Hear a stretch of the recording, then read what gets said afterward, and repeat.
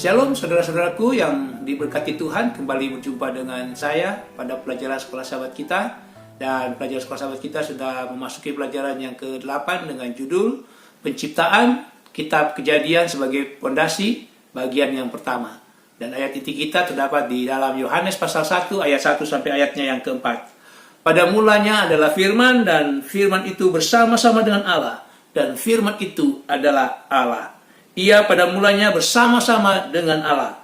Segala sesuatu dijadikan oleh Dia, dan tanpa Dia tidak ada satupun yang telah jadi, dan segala yang telah dijadikan.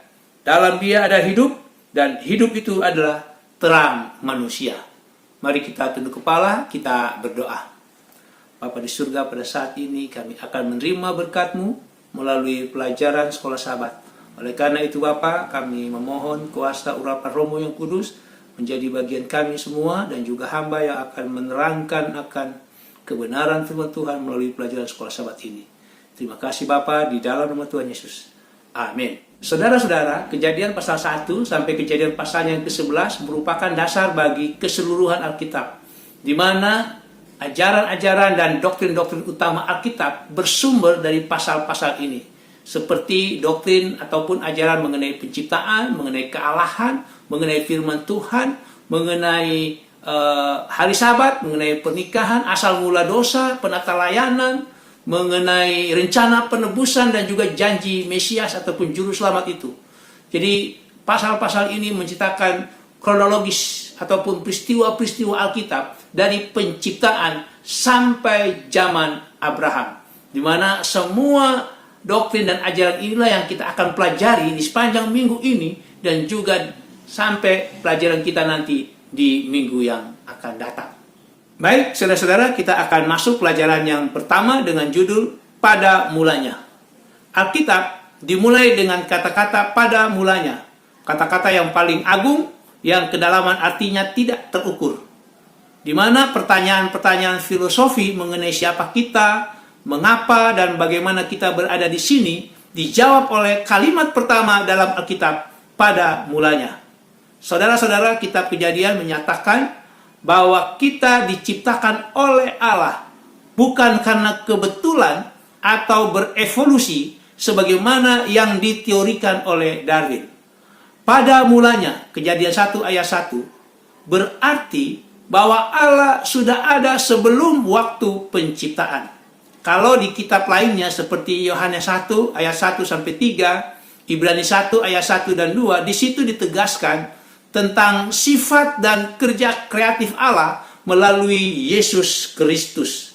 Di mana di dalam Wahyu pasal 1 ayat 8, Wahyu 22 ayatnya yang ke-13, Yesus dinyatakan sebagai Alfa dan Omega, yang awal dan yang akhir.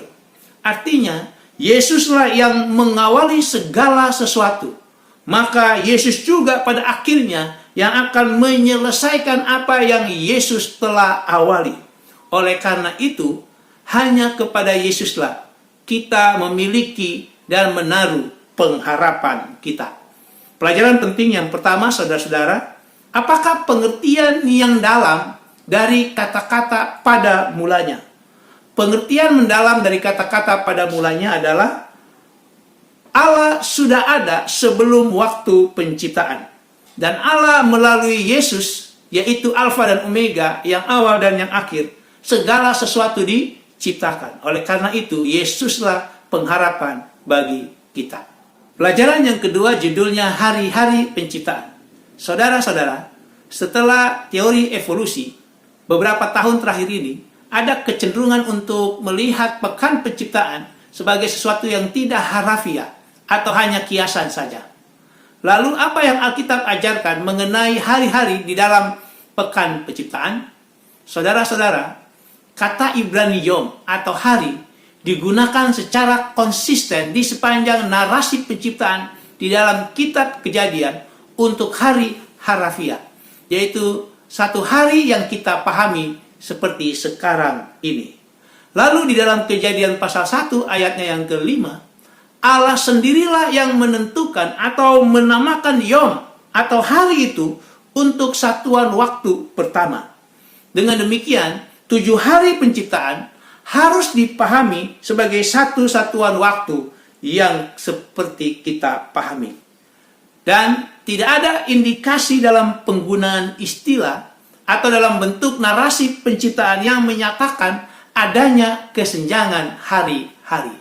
Jadi pelajaran penting yang kedua, saudara-saudara, apakah hari-hari waktu penciptaan itu harafiah atau hanya sekedar hiasan saja? Saudara, Alkitab mengajarkan bahwa hari-hari dalam minggu penciptaan itu adalah hari-hari harafiah, seperti hari yang kita pahami sekarang ini. Dan ingat, satuan waktu yang pertama itu di dalam Kejadian 1 ayat 5, Tuhan sendirilah, Allah sendirilah yang menentukan dan menamakannya. Pelajaran yang ketiga judulnya Hari Sabat dan Penciptaan. Saudara-saudara, sekarang ini kebenaran Sabat hari ke-7 diragukan oleh masyarakat sekular dan beberapa komunitas agama, di mana mereka menyatakan bahwa Sabat hari ke-7 hanyalah untuk orang Yahudi saja. Saudara-saudara, apa hubungan antara doktrin penciptaan dengan doktrin hari Sabat? Saudara-saudara, banyak orang yang mempercayai bahwa pekerjaan Allah dalam penciptaan dilakukan selama 6 hari. Mereka lupa bahwa Allah tidak berhenti pada hari ke-6 untuk menyelesaikan pekerjaan penciptaannya. Tetapi Allah berhenti menyelesaikan pekerjaan penciptaannya pada hari yang ke-7 ketika Allah menciptakan hari Sabat. Kita bisa baca di dalam Kejadian pasal 2 ayatnya yang kedua. Lalu di dalam Kejadian pasal 2 ayat 2 dan 3 ada 3 hal yang Yesus lakukan setelah menciptakan hari Sabat. Yang pertama, Yesus beristirahat pada hari yang ke-7 itu untuk memberikan kita contoh ilahi, kerinduan Dia untuk beristirahat bersama-sama dengan kita. Dan yang kedua, Yesus memberkati hari yang ke-7 itu. Dan yang ketiga, Yesus menguduskan hari Sabat, hari yang ke-7 itu. Saudara-saudara, tidak ada hari lain di dalam Alkitab yang menerima 3 tanda-tanda tersebut.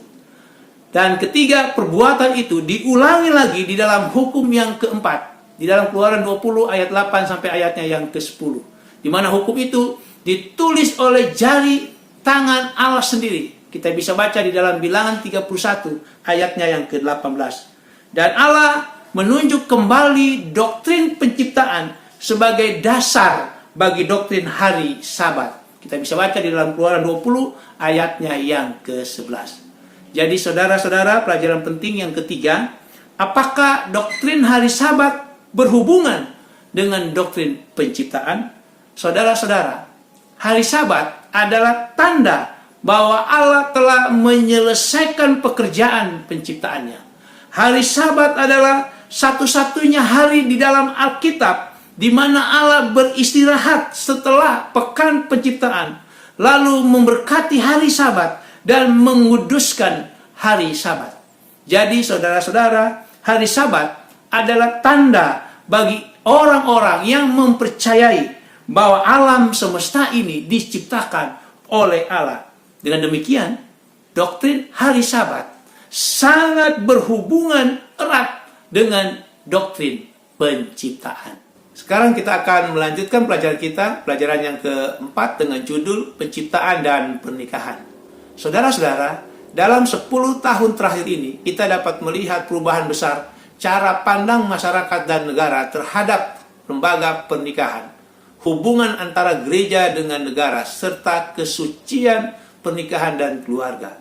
Di mana sekarang ini banyak negara yang telah menyetujui hubungan pernikahan itu dilakukan dengan sesama jenis. Dan banyak negara juga yang telah membatalkan undang-undang yang melindungi susunan keluarga yang terdiri dari seorang laki-laki dan seorang perempuan. Lalu apa yang Alkitab katakan tentang rencana Allah mengenai doktrin pernikahan ini? Saudara-saudara, Alkitab dengan tegas mengatakan bahwa pernikahan hanya bisa terjadi bila mana ada hubungan antara seorang laki-laki dengan seorang perempuan. Kejadian pasal 2 ayatnya yang ke-24. Dengan demikian hubungan yang seperti inilah yang dapat melakukan kehendak Allah untuk memenuhi bumi. Kejadian pasal 1 ayatnya yang ke-28, serta hubungan yang seperti inilah yang dapat melakukan perintah Allah mengenai hukum kelima, Keluaran 20 ayat yang ke-12, yaitu hormatilah ayahmu dan ibumu. Karena untuk melakukan semua kehendak Allah ini, saudara-saudara, hanya dapat dilakukan dengan sebuah hubungan pernikahan yang berlainan jenis. Jadi pelajaran penting yang keempat ini, saudara-saudara, apakah yang Alkitab katakan tentang rencana Allah mengenai doktrin pernikahan? Saudara-saudara, Alkitab menjelaskan bahwa pernikahan hanya bisa terjadi bila mana ada hubungan antara seorang laki-laki dengan seorang perempuan. Sehingga hubungan inilah yang dapat melakukan kehendak Allah untuk memenuhi bumi dan untuk melakukan perintah yang kelima, yaitu hormatilah ayah dan ibumu. Inilah doktrin pernikahan yang Alkitab ajarkan. Pelajaran yang terakhir judulnya penciptaan, kejatuhan, dan salib. Saudara-saudara, Alkitab menyatakan hubungan yang tidak terputus di antara doktrin penciptaan, doktrin kejatuhan, doktrin mengenai Mesias yang dijanjikan, serta doktrin salib ataupun penebusan. Semua doktrin-doktrin ini merupakan tema dasar doktrin keselamatan bagi umat manusia. Saudara-saudara, di dalam Kejadian pasal 1 ayat 31, Tuhan menyatakan bahwa manusia diciptakan sungguh amat baik. Dan di dalam Kejadian pasal 2 ayat 14 sampai ayat yang ke-17, Tuhan telah mengamalkan Adam dan Hawa untuk tidak memakan buah pohon yang dilarang, karena mereka akan mati. Tetapi sayangnya, saudara-saudara, manusia lebih mempercayai setan, sehingga akhirnya Adam dan Hawa jatuh ke dalam dosa. Kejadian pasal 3 ayat 4 sampai ayat yang ke-7. Dan peristiwa ini dikuatkan oleh hamba Tuhan Rasul Paulus di dalam Roma 5 ayatnya yang ke-12. Tetapi saudara-saudara, pandangan evolusi menyatakan bahwa kematian itu sudah ada jutaan tahun sebelum manusia diciptakan. Saudara-saudara, pandangan ini memiliki implikasi serius, keterlibatan terhadap pengajaran Alkitab mengenai asal mula dosa, mengenai kematian, dan juga mengenai rencana penebusan oleh Kristus di kayu salib. Mengapa, saudara-saudara? Karena jika kematian tidak ada hubungannya dengan dosa, maka maut atau kematian itu bukanlah upah dosa, seperti apa yang Tuhan katakan melalui hambanya Rasul Paulus di dalam Roma 6 ayatnya yang ke-23, bahwa upah dosa itu adalah maut. Sehingga Kristus tidak memiliki alasan untuk mati karena dosa-dosa kita.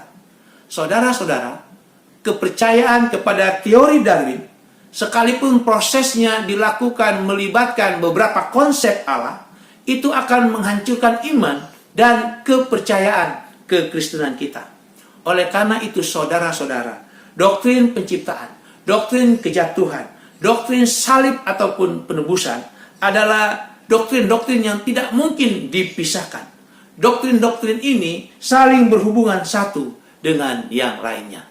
Pelajaran penting yang terakhir, saudara-saudara, apakah doktrin penciptaan, doktrin kejatuhan, doktrin salib atau penebusan itu berhubungan satu dengan yang lainnya? Saudara-saudara, doktrin penciptaan, doktrin kejatuhan, doktrin salib ataupun penebusan itu sangat berhubungan satu dengan yang lainnya. Karena pada mulanya manusia itu diciptakan sungguh amat baik. Tetapi akhirnya manusia jatuh ke dalam dosa dan membutuhkan Yesus Kristus untuk rencana penebusan melalui pengorbanannya di atas kayu salib. Demikianlah pelajaran kita pada minggu ini. Mari kita tunduk kepala, kita berdoa. Bapa di surga, terima kasih. Oleh karena kuasa Tuhan saja, maka kami boleh dapat mengerti maksud Tuhan melalui pelajaran yang begitu indah pada saat ini. Bapa di surga, berkati kami semua, berkati kami dari wabah yang sedang melanda dunia ini, bahkan melanda di daerah di mana kami tinggal. Inilah seru doa kami Bapa, di dalam nama Tuhan Yesus. Amin.